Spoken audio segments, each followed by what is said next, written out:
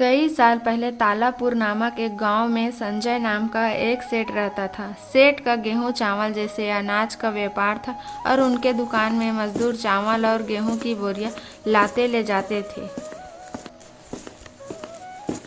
संजय सेठ वैसे बहुत पैसे वाला था और वह एक ईमानदार और नेक दिल इंसान था।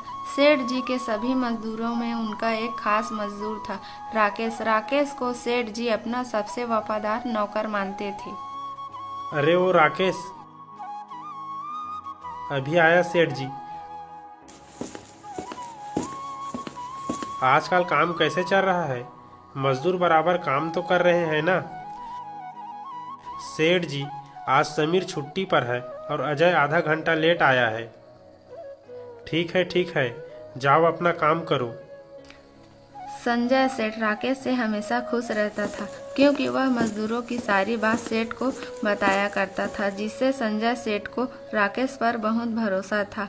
एक दिन सेठ जी अपने दुकान पर बैठे थे और वह राकेश को आवाज लगाते हैं। राकेश, जरा इधर आ, मुझे कुछ जरूरी बात करनी है। जी हुजूर, बोलिए। आज से मैं घर जल्दी जाया करूंगा। तुम शाम होते ही दुकान बंद करके चाबी मेरे घर पहुंचा देना। जी हुजूर, जैसा आप कहें। अब राकेश ने सेठ की इस विश्वास को एक अच्छा मौका समझा। सेठ जी तो बड़ा बेवकूफ निकले जो मुझ पे विश्वास कर लिया। राकेश अब शाम को दुकान बंद करते समय कुछ चावल की बोरियों से चावल चुरा लेता है और उसे पोटली में भर कर ले जाने लगता है और फिर उसे बाजार में ले जाकर बेच देता है। चालाक राकेश अगले कई दिनों तक दुकान से कभी गेहूं तो कभी चावल चुराता रहा और बाजार में बेचकर पैसा कमाता रहा। संजय सेठ को इसकी भनक तक नहीं लगी और वो राकेश पर उतना ही विश्वास करते थे। खैर, धीरे धीरे राकेश ने बहुत सारा अनाज चोरी कर बहुत सारा पैसा जमा कर लिया। एक दिन अजय नाम का एक मजदूर ने राकेश को चुराया हुआ चावल बेचते हुए देख लिया और वो सीधा सेठ के पास उसकी शिकायत करने पहुंचा। सेठ जी, क्या हुआ? आज यहाँ कैसे? सेठ जी, राकेश आपके दुकान से चावल चोरी कर बाहर अपनी दुकान खोल लिया है। मैंने अपनी आंखों से उसे देखा है। क्या बात करते हो तुम भी ना? मैं नहीं मान सकता। राकेश चोरी नहीं कर सकता है। जैसी आपकी मर्जी। जो मैंने देखा है वो मैंने बता दिया, अब आप जानो। राकेश अब रोज चोरी करता। सेठ जी को कानों कान खबर नहीं होता। कुछ दिनों बाद एक दिन राकेश काम पर नहीं आया। क्या बात है, आज मेरा वफादार नहीं आया? लगता है बीमार हो गया है। चलो बेचारे से मिलकर आता हूँ। कितना भोला है। सेठ जी राकेश की घर की ओर चले और उन्होंने देखा कि राकेश एक दुकान खोलकर बैठा है। आइए सेठ जी, आपका स्वागत है। मैं आपको ही याद कर रहा था। राकेश, ये सब क्या है? आपको तो पता ही है आप कितने कम पैसे देते हैं। मेरा घर नहीं चल रहा था तो जरा सा मैंने अपना व्यापार शुरू किया है, वो भी आपके पैसों से। धोखेबाज नौकर, तूने मुझे ही लूटा। अजय ने सच ही कहा था, तू दुकान से चोरी करता था। मैं और कर भी क्या सकता था, और मैं बेवकूफ तुझ पर विश्वास करता रहा। सेठ गुस्से से चला गया और उसने एक सबक सीखा कि किसी पर भी आंख बंद करके भरोसा नहीं करना चाहिए। एक घने जंगल में एक आम का पेड़ रहता था। वो बहुत दुखी और हताश रहता था। घने जंगल में उसे किसी की आने की आहट सुनाई दी। उसने देखा कि एक लकड़हारा अपने हाथ में कुल्हाड़ी लेकर उन्हीं की तरफ आ रहा था। पेड़ ने लकड़हारे को आवाज लगाते हुए कहा, सुनो भाई, मुझे लगता है तुम्हें लकड़ी की जरूरत है। तुम मुझे काट कर ले जा सकते हो। हाँ, पहली बार मुझे कोई पेड़ खुद कह रहा है कि मुझे काट लो। कितनी अजीब बात है। मैं तो तुझे काटने के इरादे से बिल्कुल भी नहीं आया था। ये कुल्हाड़ी तो केवल जंगली जानवरों से सुरक्षित रहने के लिए है। कृपया आप मुझे पूरी तरह से काट कर नष्ट कर दीजिए। आप चाहे तो मेरे फलों और लकड़ियों को बेचकर अच्छा धन कमा सकते हैं। आप मुझे काट दीजिएगा तो मैं आपका सदा सदा के लिए ऋणी रहूँगा। तुम इतने बड़े और घने हो, तुम्हारे ऊपर इतने मीठे मीठे आम के फल लगे हुए हैं। तुम देख सकते हो, बोल सकते हो, सुन सकते हो। इतने खासियत होने के बाद भी तुम अपने आप को मिटाना चाहते हो, आखिर क्यों? मेरी ये सब खासियत किसी का कोई काम नहीं आता, क्योंकि यहाँ पर बहुत सारे जंगली जानवर रहते हैं जो मेरी ही छाया पर बैठ करके शिकार करते हैं। और शिकार करने के बाद जो मांस बच जाता है उसे खाने के लिए बहुत सारे गिद्ध भी आते हैं, जिसे देखकर डर कर कोई भी चिड़िया मेरे पेड़ के ऊपर कोई घोंसला ही नहीं बनाता। और हर दिन मुझे केवल अपनी आंखों से हिंसा ही हिंसा देखने को मिलता है। मैं किसी भी पक्षी जीव जंतु का कोई मदद नहीं कर सकता। पेड़ तो परोपकारी होते हैं, लेकिन मैं कुछ नहीं कर सकता।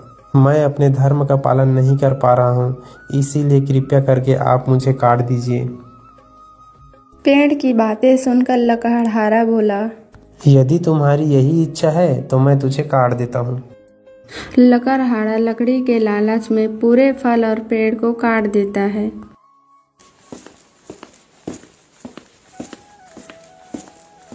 वो लकड़ियों और फलों को बेच देता है। इसके बाद उसके पास बहुत सारा धन एकत्रित हो जाता है। तो ये पूरी बात वो अपनी पत्नी को बताता है। तो उसकी पत्नी उससे कहती है, आप धन के लालच में इतना गिर जाएंगे, मुझे नहीं पता था। परोपकारी पेड़ की मदद करने की वजह उसे आपने काट दिया। मैं इस धन को हाथ भी नहीं लगाऊंगी, ये पाप से कमाया हुआ धन है। तुमने मेरी आंखें खोल दिया। सच में मुझसे आज बहुत बड़ा पाप हो गया। धन की लालच ने मेरी आंखों पर पट्टी बांध दी थी। मैंने उस पेड़ को अपने हाथों से नष्ट कर दिया। लकड़हारा और उसकी पत्नी आत्मग्लानि में घुस गए थे। वो अपने आप को दोषी समझ रहे थे। कुछ दिनों तक उदास रहे, अपने पाप को मिटाने के लिए हर मुमकिन कोशिश करते रहे, पर उसे इस बात का दुख था कि उस पेड़ को जीवन दान नहीं दे सकते। तभी लकड़हारे को याद आया, पेड़ की गुठली उसके पास है और वह पूरी तरह सूख के गुठली हो चुके हैं। ये देखकर लकड़हारे को एक आस जागी, फिर से उस पेड़ को जीवन दे सकता था। दौड़ते हुए उन गुठली को लेकर पहाड़ों की तरफ चला गया। उसके बाद पहाड़ों में उस गुठली को उपजाऊ जमीन में लगा दिया और वह प्रतिदिन आके उस गुठली में पानी डालता रहा। वहाँ एक पौधा उगाया। उसे देखकर उसकी पत्नी और लकड़हारा बहुत खुश हुए। अब कुछ ही महीनों में पौधा पेड़ बन गया। फिर उसकी आंखें मुंह निकल आया। अपने आप को जीवित देखकर पेड़ लकड़हारे से कहने लगा, आपने मुझे फिर से जीवित कर दिया। अब मुझे वही हिंसा फिर से अपनी आंखों से देखनी होगी। ये सुन लकड़हारे ने पेड़ से कहा, तुम्हें यहाँ पर किसी भी तरह की हिंसा देखने को नहीं मिलेगी। मैं तुम्हें पहाड़ों पर ले आया हूँ। यहाँ पर कोई दूर दूर तक जंगली जानवर नहीं है और यहाँ बहुत सारे पक्षी भी हैं जो तुम्हारे मित्र बनकर तुम्हारे साथ रहेंगे।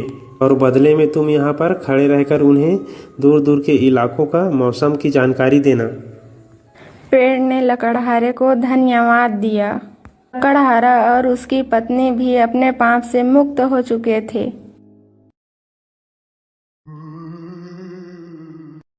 तुम कौन हो?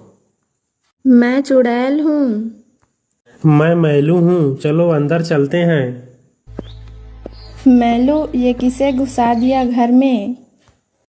मम्मी, इसका नाम चुड़ैल है। देखो ये कितनी सुंदर है। चुड़ैल? ये तो हमें खा जाएगी। मुझे भूख भी लगी है। जल्दी वो कुछ खाने को दो, वरना मैं तुम सबको खा जाऊंगी। रुको, मैं कुछ खाने के लिए लाता हूँ। ये ले चुड़ैल। मैलू, इसे भगाइए, बहुत खतरनाक चुड़ैल है। नहीं मम्मी, ये चुड़ैल मुझे बहुत पसंद है। देखो यह कितनी सुंदर है। इसे मैं अपने साथ में रखूंगा। और खाना दो, मुझे भूख लगी है। और खाएगी चुड़ैल? तब तो तुझे लाला की दुकान में ले जाना पड़ेगा। चलो मैं तुम्हें ले चलता हूँ। लाला। मैलू, तू फिर आ गया मेरी दुकान में। लाला देखो मेरे साथ कौन आया है। चुड़ैल, मैलू भगा इसे भगा, मुझे डर लग रहा है। लाला तुम डरो मत इससे, ये बहुत अच्छी चुड़ैल है। तुम इसे बिस्कुट टॉफी दे दो, ये तुम्हें कुछ नहीं करेगी। मुझे खाना दो, मुझे भूख लगी है। मैं चुड़ैल हूँ, चुड़ैल। ही ही ही ही ही ही। चुड़ैल तुझे उड़ना भी आता है? वाह कितनी अच्छी चुड़ैल है। जल्दी खाना दो, नहीं तो मैं सबको आकाश में फेंक दूंगी। नहीं नहीं, तू नीचे आ, मैं तुझको खाना देता हूँ। ये ले, और ले ले। मैलू ये तो मेरा पूरा दुकान ही खा जाएगी। ये रास्ते में कौन खा रही है? मुझे खाने दो, नहीं तो मैं तुम्हें खा जाऊंगी। चुड़ैल हमारे मोहल्ले में कैसे आ गई? थैले में क्या है? थैला मुझे दो, इसमें तो सेब है। चुड़ैल मुझे भी सेब दो, मुझे भी सेब खाना है। मैं अपना खाने का सामान किसी को नहीं देती हूँ। तू मुझे अच्छा लगने लगा है, इसीलिए ये ले, तू भी खा। तुम दोनों मेरा सेब क्यों खा रहे हो? लाओ मुझे मेरा सेब दो। ज्यादा मेरा करोगे तो तुम्हें भी खा जाऊंगी। नहीं नहीं, तुम खाओ। पहले मैलू ही मेरा सामान खाता था लूट करके, अभी चुड़ैल भी आ गई खाने को। मैलू घर चल, ये चुड़ैल बहुत खतरनाक है। हाँ मम्मी चलता हूँ। चल चुड़ैल घर पर जाकर खेलेंगे।